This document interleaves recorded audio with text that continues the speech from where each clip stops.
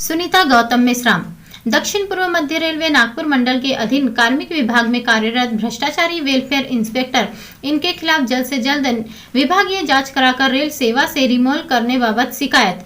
Railway media के संवाददाता रवि सिंह की खास रिपोर्ट। नमस्कार, रेलवे मीडिया लाइव में आप सभी का बहुत बहुत स्वागत है। मैं रवि सिंह आया हूँ आज प्रियंका गौतम मेश्राम के पास में, जो कि माँ बेटी और भाई जो नौकरी पे लगा था 3 महीने के अंदर में, यानी नौकरी मिल गई थी। कहने का मतलब है कि धोखाधड़ी फिर से एक रेलवे के सामने आई है। रेलवे में धोखाधड़ी कैसे होती है आज हमारी प्रियंका मेश्राम बताएंगी कि यहाँ पे धोखाधड़ी कैसे की जाती है। और इतना बड़ा धोखाधड़ी हुआ है कि जो कि पूरी परिवार दर दर भटक रहा है और अगला मौज कर रहा है। इस पे कोई यानी किसी की ध्यान नहीं है कि क्या है, कैसे इनके ऊपर में क्या गुजर रही है। जरा इनके ऊपर में गौर किया जाए। प्रियंका मेश्राम, जरा आप मुझे बताइए इसके बारे में कि आपके साथ में क्या घटना घटी और कैसा क्या हुआ। स्टार्टिंग से बताइएगा। आपका बहुत बहुत स्वागत। आप बताइए इसमें स्टार्टिंग से बताइए क्या हुआ आपके साथ। प्रियंका मेश्राम, अर्पण मेश्राम की छोटी बहन और मेरे भैया 22 फरवरी 2021 में जॉब पर लगे थे। उनको विदाउट ट्रेनिंग किए गए, उनको डायरेक्ट जॉब अपॉइंट की गया। ज्वाइन करते समय 6 महीने कंप्लीट नहीं हुए थे। मेरे ख्याल से रेलवे में ऐसा रूल लागू होता है कि 6 महीने बाद ही नाइट ड्यूटी दिया जाता है। बट मेरे भैया को विदाउट ट्रेनिंग ड्यूटी दी गई और विदाउट ट्रेनिंग दिए बिना ही भैया को 6 महीने कंप्लीट हुए बिगड़ ही भैया को तीसरे महीने में ही नाइट शिफ्ट दी गई है। नाइट शिफ्ट में भैया का 18 मई 2021 में ही एक्सीडेंट हो जाता ऑन द वे। और भैया के गुजरने के बाद हम न्यूज मिलती है कि भैया का एक्सीडेंट हुआ। हमें न्यूज नहीं पता जाए कि भैया की डेथ हो गया। हमें इतना इन्फॉर्म किया जाता है भैया की एक एक्सीडेंट हुआ है। हम डिप्रेशन में थे पूरी फैमिली की एक्चुअली हुआ क्या है। मुझे कॉल आता है हर एक ऑफिसर से, क्या हुआ क्या नहीं हुआ। और मुझे ऐसा अचानक एक कॉल आता है कि तुम्हारे भाई की शादी हुई क्या। हमें कुछ नहीं पता इस बारे में कि मेरे भैया की शादी हुई। मेरा भैया हमें हर एक चीज शेयर करता है। बट अचानक मुझे ऐसा सुनाई देता कि मेरे भैया की शादी हुई है। और मुझे भैया के गुजर जाने के बाद, भैया के 5-10 दिनों बाद, 15 दिन बाद मुझे ऐसे न्यूज पता चलती है DRM ऑफिस से, means Nitin Geda, welfare inspector Nitin Geda, इनसे ऐसा न्यूज पता चलता है कि तुम्हारी भैया की शादी हुई है। और वो लड़की ने जिस दिन भैया की डेथ होती है, मीन्स रात को उनको इन्फॉर्म किया किसी लड़की ने, एज अ प्रगति चंद्रमणि रंगारी, उनको रात के 2 बजे 12 बजे इन्फॉर्म करती कॉल करके कि मैं अर्पण मेश्राम की वाइफ बात करी, अर्पण की शादी हुई है। और वो हमारे घर में, हम यहाँ पे डिप्रेशन में बैठे हुए, नीचे पूरा लाइब्रेरी वहाँ पे कलेक्ट होता है। मीन्स मेरी फैमिली मेंबर्स आते हैं, भैया के फ्रेंड्स आते हैं, जो भी उनके साथ जो भी स्टडी करते हैं, जो भी जॉब की स्टडी करते हैं, ऐसे कंप्यूटर के एग्जाम, वो सब आते हैं। और वो लड़की अपने घर में बैठकर कॉल करती है।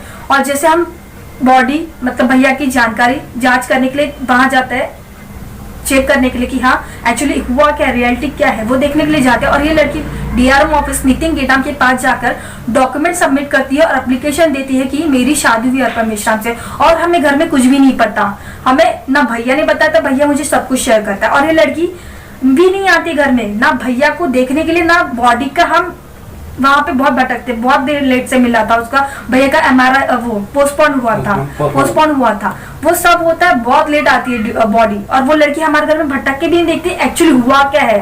और वो वहां पे डायरेक्टली नितिन गेडाम सर को बताती है कि मेरी शादी हुई है। एटलीस्ट हमें तो इन्फॉर्म होना चाहिए कि हमारे भैया का क्या वो न्यूज फैला रही है, डिफॉल्ट न्यूज है, फ्रॉड न्यूज है, हमें कुछ भी नहीं पता उस बारे में।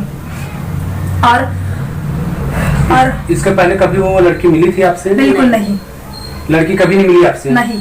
अच्छा भी नहीं शादी हुई कर। ये आपको रेलवे द्वारा ही पता चला कि उनकी शादी हुई है? हाँ, और वो भी नितिन गेडाम हमें अचानक कॉल करते हैं, बोलते कि तुम DRM ऑफिस में आओ, आपको कुछ बताना है। हम वहां जाते हैं और हमें डायरेक्टली ऐसे पता चलता है कि एक लड़की ने एप्लीकेशन किया है अर्पण की ड्यूटी पे, वैसे बता रही है कि अर्पण की शादी हुई है। तो हमने कहा हमें प्रूफ दीजिए, बट नितिन गेडाम ने डायरेक्टली मना कर दिया कि मैं कोई प्रूफ नहीं दे सकता। ऐसे कैसे नहीं दे सकते? जब वो उनकी वाइफ है तो उनके घर के फैमिली को जानकारी देना चाहिए ना, इसके बारे में बताना चाहिए। तो क्या आपको जानकारी नहीं मिली? आपको जानकारी नहीं दिया गया उनकी तरफ से? अभी तक वो लड़की ने हमें डॉक्यूमेंट शेयर नहीं किया कि मेरी शादी हुई अर्पण मेश्राम से। हमें कोई भी प्रूफ नहीं शो किया उसने, बस दावा करती है मेरी शादी हुई। और वो डॉक्यूमेंट डायरेक्टली DRM ऑफिस में एप्लीकेशन देती है as a xerox copy. Xerox copy में हम कैसे प्रूफ कर, कैसे हम माने कि हाँ हुई है शादी। हमें तो डॉक्यूमेंट मिलना चाहिए।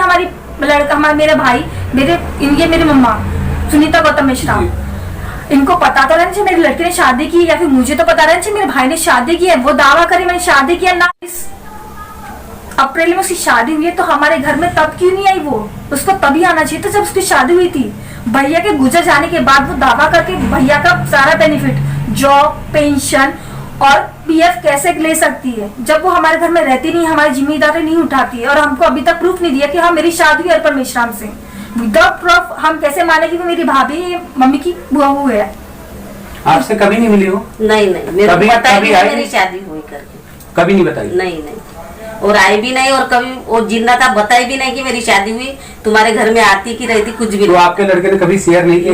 नहीं क्या है? नहीं कभी नहीं। ये 15-20 दिन तो हो गए थे उसने शादी करे बोलते, तो बाद में उसने मरने के बाद वहाँ पे जाके DRM में बताई वो गेडाम, और गेडाम ने हमको फोन करा कि बा तुम्हारे लड़के ने तो शादी कर दिया, तो तुम्हारा कुछ भी नहीं, सब लड़की का है। तो लड़की का कैसे ऐसे बगैर माँ बाप की जानकारी के? बोले वो रेलवे में रूल है, ऐसा होता है?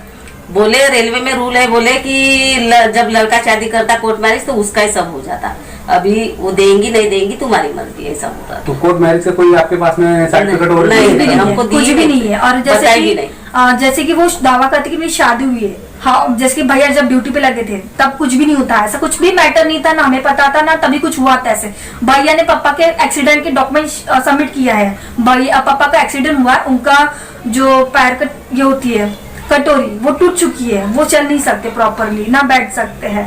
पापा ने डॉक्यूमेंट सबमिट किया कि पापा का ऑपरेशन हुआ, मम्मी एक पहले पापड़ में है या नहीं, मतलब अर्पण मेश्राम सुनीता मेश्राम के बच्चे बेटा जिसने स्ट्रगल करके बेटे को जॉब के लिए मेहनत कर में सपोर्ट किया, और वो लड़की अचानक से बोली कि मैं अर्पण मेश्राम की वाइफ हूँ और हमारे घर में नहीं रह रही है, और वो एक सजेशन अपने पप्पा से मांग रहे चंद्रमणि रंगारी। जब वो बोल रही है कि मैं अर्पण मेश्राम की वाइफ हूँ, तो उसका कुछ भी पूछने का जो भी काम है यहाँ पूछना चाहिए अर्पण मेश्राम की फैमिली में, हाँ मुझे क्या करना आगे। बट वो रंगारी फैमिली से सजेशन ले रही कि मुझे क्या करना, क्या देना, कितना रुपया खर्च करना है और कहाँ खर्च करना है और क्या नहीं करना है। ये है रेलवे का घोटाला कि हाँ वाकई में बीबी है कि क्या है। ये लोग तो परेशान हो रहे, कोर्ट के चक्कर लगवा रहे, नौकरी तो आपने उनको दे चुका है, लेकिन कम से कम देखा जाए, फैमिली के ऊपर में गौर की जाए। रेलवे से यही रिक्वेस्ट है कि कम से कम इनके ऊपर में ध्यान दिया जाए।